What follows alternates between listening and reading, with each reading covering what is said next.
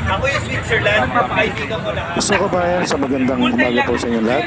So dito po tayo sa Magallanes Village, no? Natsyempan po natin ang Vespa Philippines Federation.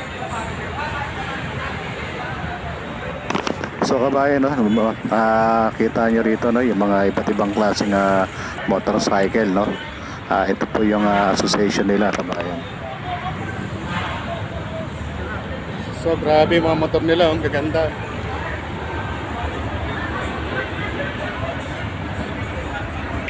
Susunod, Isang magandang araw po sa inyo lahat. So please welcome si Sir. Sir, anong pangalan niyo, Sir? Robbie Season, bale Vice Chairman ako ng Vespa Pilipinas at President ng Vespa Federation Pilipinas. Ayun, Sir, anong meron ngayon, Sir? Wala, ano lang to, tambike lang to. Kumbaga nagtawag lang kami, kung sinong libre. Ganun ginagawa namin, mayroon kami monthly tambike, ina-announce lang namin kung ano lugar kami. So bali, talagang available lahat talaga, no? Bali kasi, Vespa Pilipinas, we have 79 member clubs. So, yung Vespa Pilipinas kasi, meron organized clubs, meron hindi organized clubs. Yung federasyon, we have 17 members, lahat yun organized. Meron tayong from Iloilo, Cebu, members yun hanggang Batangas, members lahat natin yun. Yun, 17 kami sa federation. So bali, nationwide pala, Sir, no? Nationwide. So kailan po, Sir, na-establish to, Sir? Ito sa established last year, nag-hold po tayo ng unang-unang para siyang convention ng Vespa. Ang tawag doon, Army Navy Philippine Vespa Days.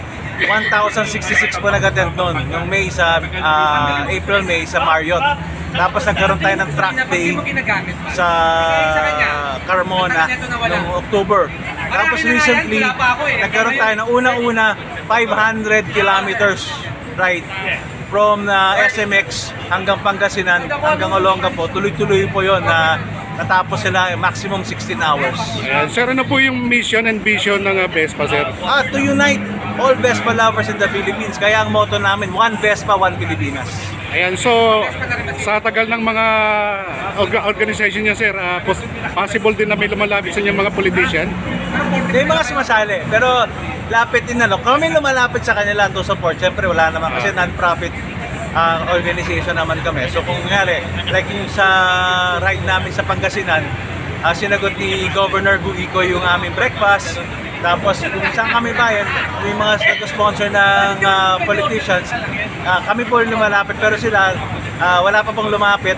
May mga lumalapit to be a member lang po. Ayan. So usually, Sir, ano po yung mga programa niyo, Sir? Nagkakaroon din kami ng charity.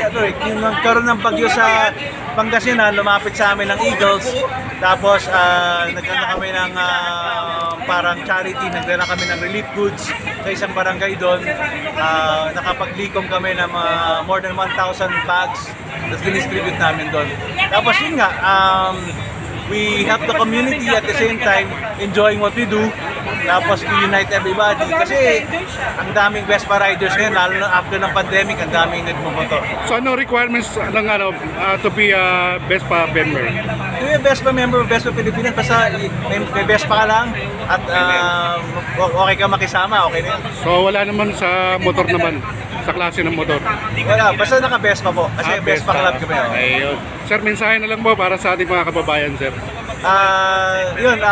This is just a tambike for everybody. Close to maybe 100 plus kami dito ngayon sa Magallanes. And those who want to join, hanapin nyo lang kami sa Facebook, Vespa Pilipinas. And we hope to unite everybody, all Vespa communities in the country. So, one Vespa, one Pilipinas. Yes, thank you so much, Sir. Mabuhay po ang Vespa Philippines. Thank you, thank you.